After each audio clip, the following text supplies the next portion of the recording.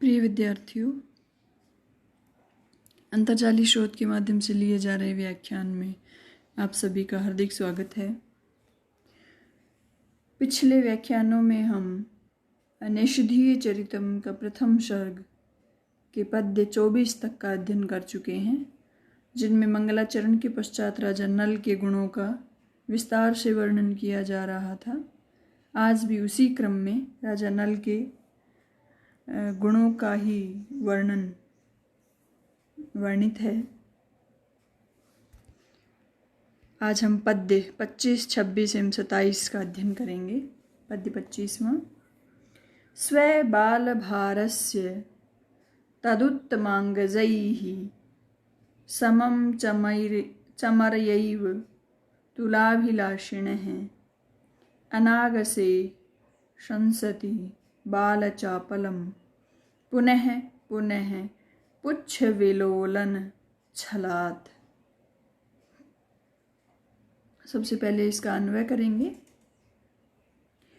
चमरी एव तदुत्तमांगजैः समं तुलाभिलाषिणः स्वे बालभारस्य अनागसी पुनः पुनः पुच्छ विलोलन छलात् बालचापलम संसति।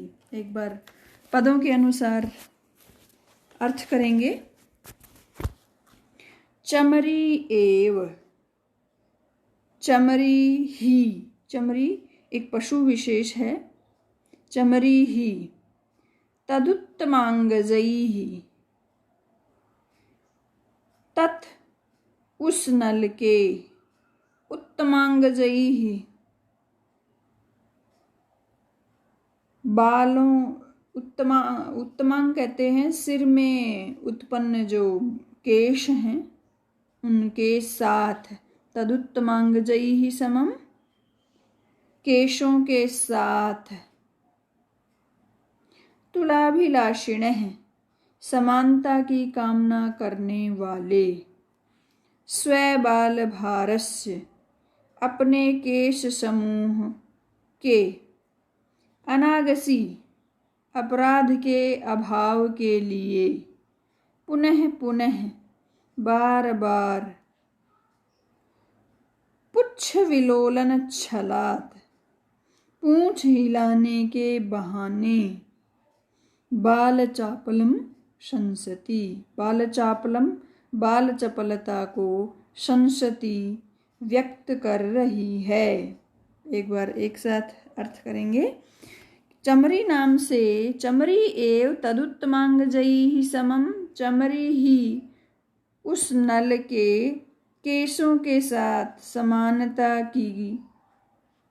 तुलाभिलाषिण हैं कामना करने वाले। स्वे बाल भारस्य अनागसी अपने केशों के समूह के अपराध के अभाव के लिए ही। पुनः पुनः पुच्छ विलोलन छलात् बार बार पूंछ हिलाने के बहाने। बालचापलम शंसति बाल चपलता को व्यक्त कर रही है। यहाँ पर जो बालचापलम पद आया है इसका अर्थ बालों की चपलता तथा बालक की चपलता, दोनों ही अर्थ यहाँ श्लिष्ट हैं। और इस पद्य में ये बताया गया है कि जो राजा नल हैं उनके जो बालों का जो सौंदर्य है वो मानो चमरी के बालों के समान है। तो चमरी एक पर्वतीय शाकाहारी पशु होता है और इसे कहीं कहीं पर चमरी मृग और कहीं पर चमरी गाय भी कहते हैं। और ये अपने बालों की सुंदरता के लिए बहुत प्रसिद्ध है। जैसे व्याकरण में उदाहरण भी दिया जाता है ना, केशेषु चमरीम हंति। यह प्रसिद्धि बालों की, जो चमड़ी के बालों की सर्वोत्कृष्ट सुंदरता की परिचायक है। और इसके बालों के द्वारा या फिर पुच्छ के बाल गुच्छ के समान निर्मित होने से उस निर्मित वस्तु का नाम चामर या चंवर भी प्रसिद्ध हुआ है। और यहाँ जो नल के केश हैं वो चमड़ी के केशों से भी सुंदर हैं। इसकी अभिव्यक्ति करने के लिए कवि ने ये उत्प्रेक्षा की है। और चमरी अपनी पूंछ हिला हिलाकर मानो ये कह रही है कि उसके केशों ने नल के उत्तमांग में उत्पन्न होने वाले, उत्तमांग कहते हैं सिर, केश, बाल, सिर, तो नल के उत्तमांग में उत्पन्न होने वाले केशों से समता की कामना करने की जो धृष्टता की है, वस्तुतः वह केवल बाल चपलता मात्र ही है जो सदा क्षम्य होती है। यहाँ पर जो आया है ना बाल चपलता में ब और वह, इन दोनों में अभेद दर्शन वृत्ति होने से श्लेष भी है, बाल बालक की चंचलता और वाल केशों की चंचलता। इसके पश्चात अग्रिम पद्य। इस पद्य में भी राजा नल के सौंदर्य की ख्याति तीनों लोकों में प्रसिद्ध है ऐसा बताया जा रहा है। महीभृतस्तस्य च मन्मथश्रिया निजस्य चित्तस्य च तं प्रतिच्छया द्विधा नृपे तत्र जगत्त्रयी भुवां नतभ्रुवां मन्मथ विभ्रमो अभवत्। एक बार इसका अन्वय करेंगे। तस्य महीभृत मन्मथश्रिया तं प्रति निजस्य चित्तस्य इच्छया च तत्र नृपे जगत्त्रयी भुवां द्विधा मन्मथ विभ्रमः अभवत्। पदों के अनुसार अर्थ करेंगे। तस्य महीभृतः, उस नल की, मन्मथ श्रिया, कामदेव के समान कांति होने से, तम प्रति निजस्य, और नल के प्रति अपने, चित्तस्य इच्छया, अंतःकरण की कामना के कारण, च तत्र नृपः, और उस राजा के विषय में, जगतत्रयी भुवाम, त्रिभुवनवर्ती, जगतत्रयी भुवाम त्रिभुवनवर्ती कामिनियों में, द्विधा मन्मथ विभ्रम है, दो तरह से काम विभ्रम अभवत हो गया। एक साथ अर्थ। उस राजा नल की कामदेव के समान कांति होने के कारण और नल के प्रति अपने, तस्य महीभृतः मन्मथ श्रिया, उस राजा नल की कामदेव के समान कांति होने के कारण, तम प्रति निजस्य चित्तस्य इच्छया, उस नल के प्रति अपने अंतःकरण की कामना के कारण, तत्र नृपः जगत्त्रयी, उस राजा नल के विषय में, जगत्त्रयी भुवाम त्रिभुवनवर्ती कामिनियों का, द्विधा मन्मथ विभ्रम अभवत, दो तरह से काम विभ्रम हो गया। यहाँ पर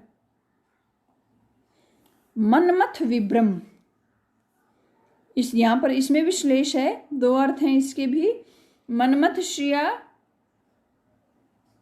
और दो तरह से जब करेंगे इसका अर्थ, तो मन्मथ श्रिया और चित्तस्य इच्छया का यथासंख्य। मन्मथ श्रिया, मन्मथ श्रीहि इव या श्रीहि इति। यहाँ जो सर्वांग सुंदर राजा नल हैं वो मानो कामदेव के समान सुंदर थे, ऐसा वर्णन इस पद्य में किया गया है। इसलिए जो कामिनियाँ हैं उनको नल के कामदेव होने का भ्रम हो रहा था, तथा विश्व की सुंदरियाँ उस नल के प्रति अपने मन में प्रेम रखती थी। इसलिए नल के विषय में जो काम जनित विभ्रम है, विलास है, वो उत्पन्न हो रहा था। और इन्हीं दोनों स्थितियों का चित्रण श्लेष के माध्यम से यहाँ पर मन्मथ विभ्रम पद के द्वारा किया गया है। इसके पश्चात इसी श्लोक में राजा के दो पर्यायवाची भी आए हैं, महीभृत और नृपः। यहाँ पर पहले जो महीभृत है, महीभृत है, इसमें षष्ठी विभक्ति है और नृप है।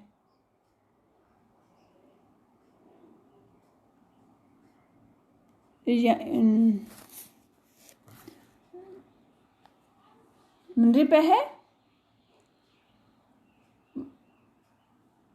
इस श्लोक में जो इस पद्य में राजा के दो पर्यायवाची महीभृत और नृप, इन शब्दों का प्रयोग किया गया है, जिसमें प्रथम का संबंध षष्ठी के कारण से मनमथ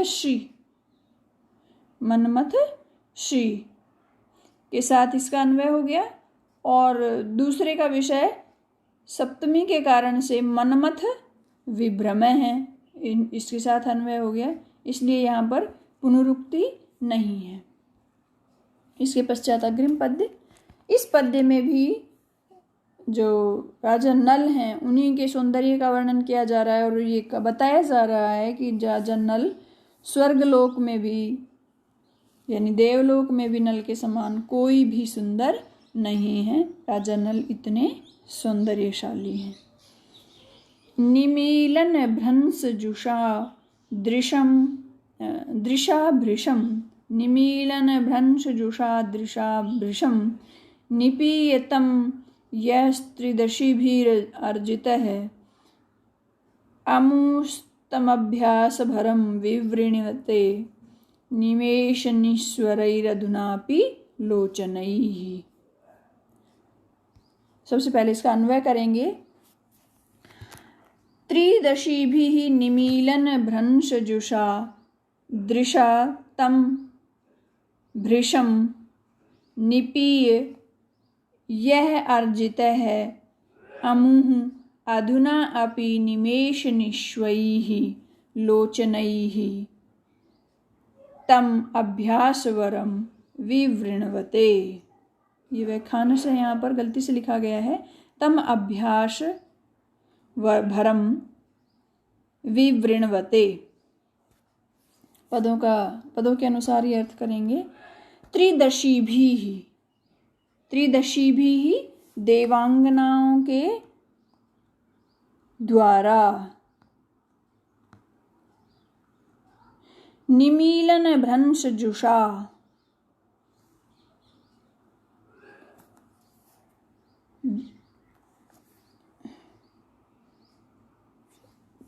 देवांगनाओं के, निमीलन भ्रंश जुषा निर्निमेष दृष्टि से, निमीलन भ्रंश जुषा दृशा, निमीलन भ्रंश जुषा दृशा यानी नेत्र संकोच के अभाव वाली दृष्टि से, तम उस राजा नल को, भृशम निपीय अत्यधिक तृष्णा से देख करके, यह अर्जित है जो अर्जित किया गया था, अमुः अधुना अपि वे सुररमणियां आज भी, निमेष निश्वैः मानो निमेष शून्य, लोचनैः नेत्रों के द्वारा, तम अभ्यास भरम विवृण्वते उसी अभ्यास आधिक्य को, विवृण्वते प्रकट कर रही है। यहाँ पर निर्निमेष, जो निमीलन भ्रंश जुषा यानी निर्निमेष दृष्टि से, तो देवताओं की जो पलकें हैं वो गिरती नहीं गिरती हैं, ये ऐसा लोक में प्रसिद्ध है। इसलिए देवांगनाओं के लिए भी पलकों का न गिरना स्वाभाविक ही है।